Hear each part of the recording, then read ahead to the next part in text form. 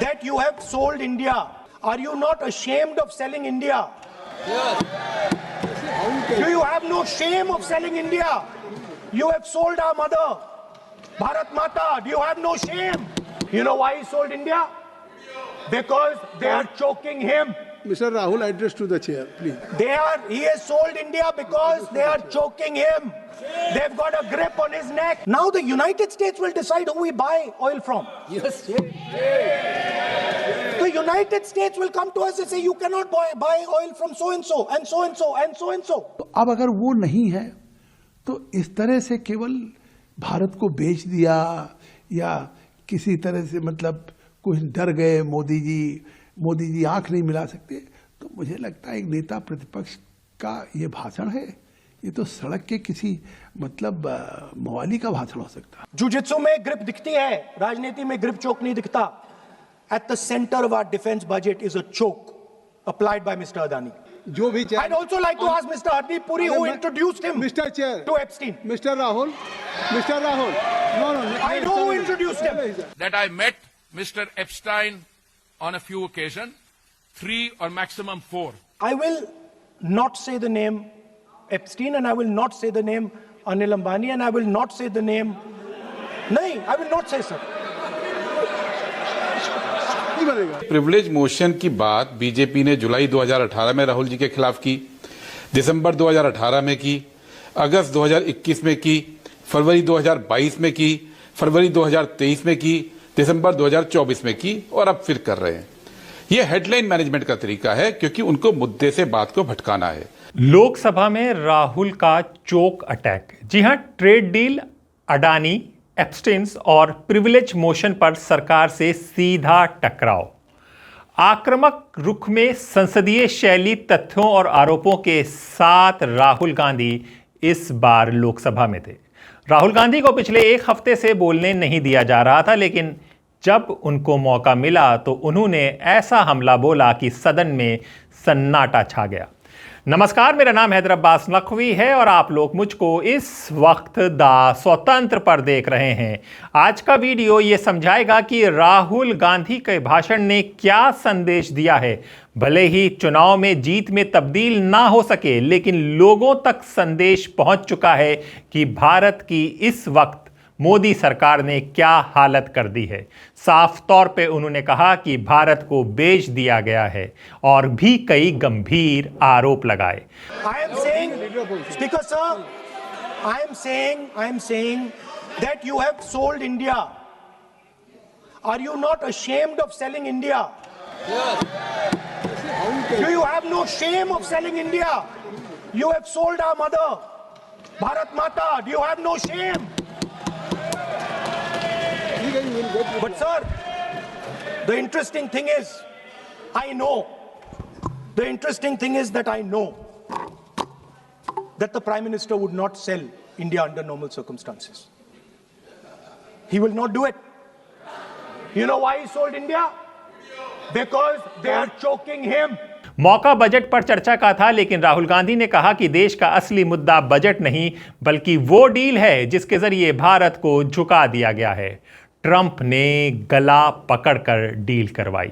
राहुल गांधी ने martial art का उदाहरण देते हुए कहा, राजनीति में पहले ग्रिप लगती है फिर चोक लगता है। उन्होंने आरोप लगाया कि डोनाल्ड ट्रंप ने प्रधानमंत्री मोदी का गला पकड़कर ट्रेड डील करवाई है। उन्होंने कहा, जब चोक लगता है तो सामने वालों की आंखों में डर दिखता है और आज नरेंद्र मोदी की आंखों में डर दिख रहा है। वो आंख में आंख नहीं मिला पा रहे हैं। सत्ता पक्ष ने इसका कड़ा विरोध किया। You know why he sold India? Because they are choking him. Mr. Rahul, address to the chair, please. He has sold India because they are choking him. They've got a grip on his neck. Speaker साहब, मैंने बोला जब चोक लगाते हैं दूसरे व्यक्ति की आंख में देखते हो तो डर दिखता है। सर, पीएम की आंख में डर दिखता है, दिख रहा है सर। सर, आंख में आंख नहीं मिला पाते हैं। जी हां, देश को बेच दिया गया, ट्रेड डील पर बड़ा आरोप लगा। राहुल गांधी ने कहा कि भारत ने अमेरिका के लिए अपना बाजार जीरो टैरिफ पर खोल दिया। उन्होंने आरोप लगाया मक्का, सोयाबीन, लाल जवर, कपास, इन फसलों के जरिए अमेरिकी एग्रीकल्चर कंपनियों को भारतीय बाजार में खुली एंट्री मिल जाएगी। उन्होंने कहा अमेरिका के बड़े बड़े मशीनों से चलने वाले खेतों के लिए दरवाजा खोल दिया गया है, ये हमारे किसान को कुचल देंगे। Now the United States will decide who we buy oil from. Yes. The United States will come to us and say, you cannot buy oil from so and so and so and so and so and so. Russia, Iran, whoever they want. They will decide. Our Prime Minister will not decide. Please understand, and they will monitor. They will keep a watch, meaning they will look, and if India buys oil from anyone they do not want, they will punish us. And they will take our tariffs right back to 50%. For the first time in Indian history, our farmers are facing a storm. Makka, soyabeen, lal jawar, kapas. You have opened the door. You have opened the door to mechanized American farms, thousands and thousands of acres each farm. You have opened the door to crush our poor farmers. It is disgraceful. It is disgraceful. No Prime Minister has ever done this before. And let me tell you, no Prime Minister after you is ever going to do it.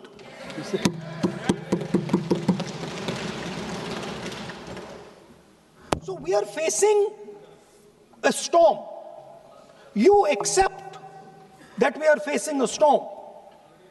You yourself say the era of one superpower is over, intensifying geopolitical conflicts. You yourself say energy and finance weaponization, and you have allowed the Americans to weaponize our finance and our energy against us. What does it mean when America says you cannot buy oil from somebody? It means our energy is weaponized.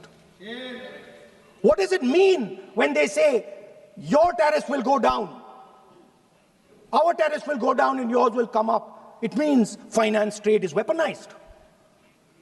So you are telling us that the world is a place where geopolitical conflict is intensifying. You're telling us energy and finance being weaponized, and then you're having it done to you. You're having it done to our farmers. You're having it done to our youngsters. You're handing our data over.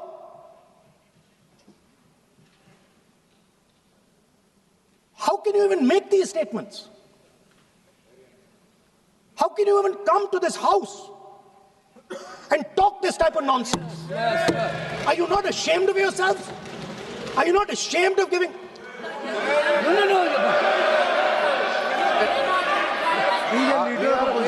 Sir, ashamed is not an abuse. There's nothing, in saying, are you not ashamed, there is no abuse. Rahul ने दावा किया कि इतिहास में किसी भी प्रधानमंत्री ने ऐसा नहीं किया और आपके बाद कोई भी प्रधानमंत्री ऐसा नहीं करेगा। ध्यान रहे, सरकार की ओर से जीरो टैरिफ पर पूर्ण सहमति की आधिकारिक पुष्टि सार्वजनिक रूप से स्पष्ट नहीं है। विपक्ष इसे सरेंडर बता रहा है, जबकि सरकार इसे संतुलित समझौता कहती है। देखिए कितना बड़ा आरोप है। नेता प्रतिपक्ष हैं, उन्हें अपने शब्दों की भाषा की मर्यादा का ज्ञान होना चाहिए। अगर यह आरोप लगाना, तो क्या इस पार्लियामेंट्री डेमोक्रेसी में ये जिस तरह का आरोप लगा रहे हैं, देश की जनता उन्हें जनादेश दे रही है, तो उसका निर्मला सीतारमण जी ने जवाब दिया कि 2013 में जब एक WTO में जो एग्रीमेंट किया, जिसमें हमारा मक्का, जिसमें हमारे किसानों के अनाज की स्थिति थी, और यह था कि राशन की दुकानें बंद हो जाएंगी, किसी को फ्री राशन नहीं मिलेगा। 2017 में उसको मोदी जी ने उस फैसले को बदला है। तो फिर क्या हुआ? उस समय कांग्रेस गवर्नमेंट ने क्या अपनी अस्मिता को गिरवी रख दिया था, या सरेंडर कर दिया था, या देश में दिया था? या फिर सरमल शेख में जो फैसला कांग्रेस यूपी की सरकार ने लिया था। तो इस तरह से वो सदन में नेता प्रतिपक्ष हैं, कम से कम सरकार की चाहे जितनी आलोचना करें, लेकिन जिस तरह का आरोप लगाना, जिस तरह का मतलब बिना किसी तथ्यों के देश को गुमराह करना, और मुझे लगता है कि कल भी जिस तरीके से कह रहे थे उसका निर्मला सीतारमण ने जवाब दिया है। और मुझे लगता है कि इसमें क्या सच्चाई नहीं कि बजट की स्पीच थी, क्या ये सच्चाई नहीं कि India is becoming one of the fastest growing economy at the rate of 7.2%, fiscal deficit 4.3% हुआ, जो मतलब इन्फ्लेशन 10% से ऊपर रहता था, डबल डिजिट में, आज 1.7%। महंगाई कम हुई है, दुनिया में चौथी अर्थव्यवस्था बन चुकी है। ये सच्चाई को अगर वो किसी सबूत के आधार पे कहे नहीं ये नहीं है उपलब्धियां, तो इस पे कह नहीं सकते।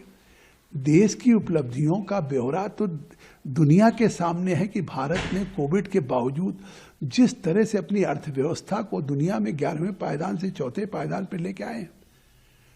तो अब अगर वो नहीं है तो इस तरह से केवल भारत को बेच दिया या किसी तरह से मतलब कुछ डर गए मोदी जी आंख नहीं मिला सकते, तो मुझे लगता है एक नेता प्रतिपक्ष का ये भाषण है, ये तो सड़क के किसी मतलब मवाली का भाषण हो सकता है। लेकिन बात लोकसभा में हुई, बात सदन में हुई और ये बात पूरी दुनिया तक जाएगी और बिना तर्क बिना सबूत के कोई भी सदन में नहीं बोल सकता। इसके बाद भी राहुल गांधी चुप नहीं रहे, उन्होंने एक और हमला किया। उन्होंने कहा अडानी और अमेरिका का दबाव। जी हां, राहुल गांधी ने आरोप लगाया कि मोदी जी के मित्र अडानी के पीछे अमेरिका पड़ा हुआ है, बार बार सम्मन भेज रहा है। उन्होंने कहा अडानी को बचाने के लिए मोदी सरकार ने पूरे देश को बेच दिया है। और आपको याद होगा कि राहुल गांधी शुरू से मोदी और अडानी की फ्रेंडशिप के बारे में खुले मंचों से बोलते आए हैं। जुजित्सु में ग्रिप दिखती है, राजनीति में ग्रिप चोक नहीं दिखता। At the centre of our defence budget is a choke applied by Mr. Adani. So I'd like to talk about Mr. Adani and the case in the United States against Mr. Ambani, because that is a central part of the budget. वो भी इस house के Why, sir? कोई सदस्य नहीं जिस पे आप आरोप लगा रहे हैं, कैसे संभाल देंगे? वो किसी पे माननीय लीडर ऑफ अपोजिशन आप लिख करके दे सकते हैं। अगर आप जिस तरह का आरोप लगा रहे हैं, स्पीकर सर, आप नियम 352, 5 और 354 को भी जानते हैं कि आप उनका नाम ले सकते, लेकिन जिस तरह से आप एक मतलब हायर अथॉरिटी को या प्राइम मिनिस्टर को या सरकार को नहीं सर, उनके साथ जोड़े। ओके, तो बोलने तो आप नियम जानिए। ओके, आप नियम सर, जानिए। अडानी जी जो है, आप अपने बजट तक सीमित रहिए। देखिए, आप जो भी चाहें अपनी बात कहें, आप अपनी बजट पे बात कहें, बजट मैं कर रहा हूं सर, बजट पे आलोचना सर आप मुझे करें। करने दीजिए। आपको बिल्कुल लगा, आप बैठिए बेनी बहन जी, आप अपनी बात जो कह रहे हैं वो कहिए, लेकिन जब किसी का नाम लेकर के और किसी हायर अथॉरिटी करें तो आप ये सदन नियमों से चलेगा और आप इस तरीके से आरोप नहीं लगा सकते सरकार को। Sir mister Adani is not an ordinary businessman. Mr. Adani's company is not an ordinary company. Please understand that the case in the United States is targeted at the Prime Minister of India, not at Mr. Adani. नहीं, ये नहीं, बिल्कुल नहीं। आप इस तरीके से बिल्कुल जो आप ये कह रहे हैं, कहाँ क्या बात आप कर रहे हैं? It is targeted, sir, at the financial network of the BJP, at the financial architecture of the You are BJP. leveling charges against higher authorities, and only you can speak. Speaker, sir, there is a businessman called Mr. Anil Ambani. I want to ask the question, why is he not in jail? The reason he's not in jail is because his name is in the Epstein files. एक तो That's why he's not in jail. Rahul ji, जी हां, ये एक राजनीतिक आरोप है। अब तक कोई आधिकारिक दस्तावेज ये प्रमाणित नहीं करता कि भारत अमेरिका ट्रेड डील किसी एक कारोबारी को बचाने के लिए की गई है, लेकिन अंदर खाने में ये खबरें खूब चल रही हैं। लेकिन विपक्ष इसे कॉर्पोरेट बचाव नीति बता रहा है। और फिर सबसे बड़ा हमला, एप्स्टीन फाइल और 3 मिलियन दस्तावेज। राहुल गांधी ने कहा एप्स्टीन केस में 3 मिलियन फाइल्स अभी लॉक हैं, आनी बाकी हैं। उन्होंने हरदीप पुरी, अनिल अंबानी और अन्य नामों का जिक्र किया और सवाल उठाया कि सरकार पर अंतर्राष्ट्रीय दबाव क्यों है। जो भी I'd also like to ask Mr. Hardeep Puri who introduced him mister chair to Epstein. Mister Rahul no I know who introduced him.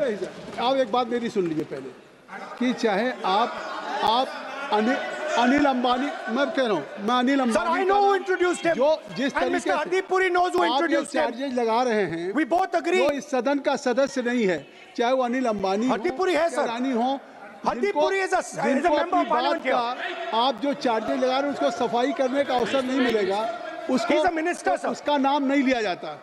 Rahul Speaker sir, Speaker sir, Anil Ambani is not a member of the House. He's not. So I can speak about Anil Ambani. He's a defense. He's involved in defense, sir. He's involved in defense. He's involved in defense budget. leave industry. To explain his whatever you are leveling charges against him, so I think so you will not take. Please. So there is a certain businessman Yes. whose name has appeared in Epstein files, and that businessman is not in jail. That businessman has criminal cases against him. The subject. What file you are taking? No, Epstein file. No, not. How I can allow you? No. No. You are mentioning it is how if any subject is not related with the budget, you can't speak. Please, you can't speak. You can't speak. Rahul, you. So I will tell you what. Well, I will. आप Sir, I अपना will budget पे ठीक track पे Okay, थे, sir. अब क्यों Sir, I will- track से जा रहे बाहर? मतलब you were on Sir, right track. sir, You were Speaker, sir. absolutely on right track. Sir, अब I Speaker, think sir. why you are just Speaker sir, you are ex-Congress party member. So I will do you a special favor today, sir. नहीं, I will back down. ये charge है ना, ये भी कार्रवाई का हिस्सा नहीं बनेगा। मैं अगर आपको if you don't have any propriety for the chair, if you don't have, sometime your even present member of parliament used to occupy this chair, Selja Didi. Selja is also for Speaker sir, and you know this we is have absolutely- we have fondness for you. Speaker, You're an Speaker ex-member of our Ahmed. party. Absolutely. So I will not go very aggressive today. Why you are mentioning too much? You're a member of our party, sir. Ex-member. Ex-member, na? But And we are fond of you, sir. I'm here. We like you. I'm here as a presiding officer. But we like you, But sir. अगर हमारी बात आप And we मानते know हैं- your heart is not there, sir. अगर आप मेरी We बात know your मान- heart is here, sir. नहीं, मेरी बात अगर आप मानते तो वहाँ नहीं बैठे होते। आप अगर if you are sitting there, तो only because of you have not taken my advice. Here I'm advising you. Here if I'm advising that you should move on the correct track. So I think so. Still you have time. Still you have time to you should move on correct track. As today, as you're a और इसके तुरंत बाद हरदीप पुरी को press conference करनी पड़ी। जो अब तक चुप थे उन्होंने प्रेस कॉन्फ्रेंस की और ये कबूला कि वो 3-4 बार एप्स्टीन जेफरी से मिले हैं। हरदीप पुरी ने एप्स्टीन जेफरी से पेशेवर मुलाकात को स्वीकार किया, लेकिन किसी गलत गतिविधि से इनकार नहीं किया जाता है। My boss in the IPI, Mr. Terry Rod Larson, was the person who knew this particular infamous person, Mr. Epstein. And it is as part of a delegation of the IPI or the ICM that I met Mr. Epstein on a few occasions, 3 or maximum 4. And the ICM was dealing with international issues, thematic issues, and Mr. Epstein was not part of it. The kind of people who were on the ICM were the former Prime Minister of Australia, Mr. Kevin Rudd, was the chairman. Borge Brende from Norway, who I believe is the head of a World Economic Forum now. Hannah Tete from Ghana. Jose Manuel Ramos. लोग कह रहे हैं कि red light area में एक बार तो धोखे से जाया जा सकता है, लेकिन दूसरी बार बिना इच्छा के आप कैसे जाएंगे। तो कई बातें छुपी हुई हैं हरदीप पुरी के इस बयान के अंदर। जी हाँ, अनिल अंबानी का नाम कुछ ईमेल संवादों में आया था, पर कोई आपराधिक दोष सिद्ध नहीं हुआ है। एप्स्टीन मामले में कई दस्तावेज सार्वजनिक हुए हैं, जबकि कुछ अभी सील हैं।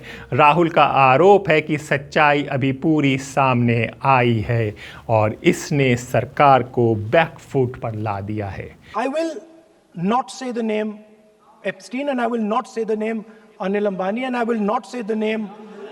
नहीं, I will not say sir. नहीं बनेगा ये you are a leader of opposition.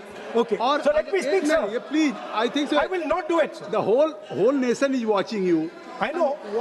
I know that. That's why I'm saying it, sir. On one side you are saying I will not mention the name. Again you are mentioning the name. I'm saying so I will I think not you are mention. not ready to avoid the please. Okay. Anyway, so I will not go into the names, but I would like to say. I think so. You have to speak only on budget. अरे बैठिए किसी आप budget पे बोलिए ना. There is a general discussion on the union budget for 26, Okay, sir, let me speak. 27. Okay. So I think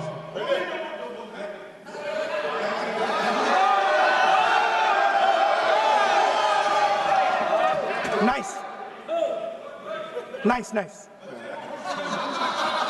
So, Speaker sir. अब तो So I will avoid that. अब तो आप नहीं कहेंगे उस दिन आपने इनको बोलने तो दीजिए sir. So the point is that I do not believe that any Indian Prime Minister, including Mr. Modi, would sign such a deal unless there was a chokehold on him. So, but I do not, sir, this budget that you have. You and your member have not made any question. I believe that day when Piyush Goyal had made a statement on the floor of the house. Sir मुझे अब conclude तो करने दीजिए sir. चलिए. नहीं तो यहाँ 2-3 और घंटे लग जाएंगे सर. Okay, thank you. आप चाहते हैं तो मैं लगा देते हैं सर. नहीं, kindly conclude.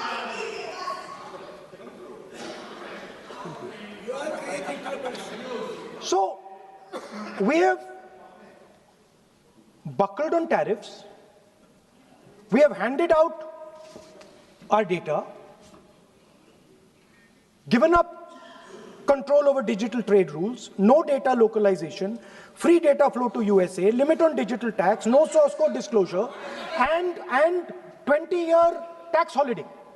The most valuable asset that India has and will ever have has been handed over. Our farmers have been left to the mercy of mechanized, massive American farms. Our textiles have been wiped out. Bangladesh now is going to wipe out our textile industry. Our energy security has been handed over. We can't buy oil from who we want to buy oil from.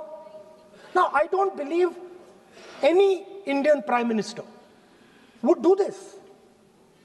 Logic ही नहीं है sir. Logic नहीं है sir. ये जो हुआ है sir, ये पूरा सरेंडर है. सर आपने ज्यादा बोलने दिया मुझे आज. सर आपने मुझे थोड़ा ज्यादा जाने दिया आज. बात आ गई. तो this is a wholesale surrender and it is a tragedy because it is a surrender not just of the Prime Minister. He has surrendered the future of 1.5 billion Indians. And he has surrendered the future because he wants to protect the BJP's financial architecture on which there is a case in the United States. He has surrendered.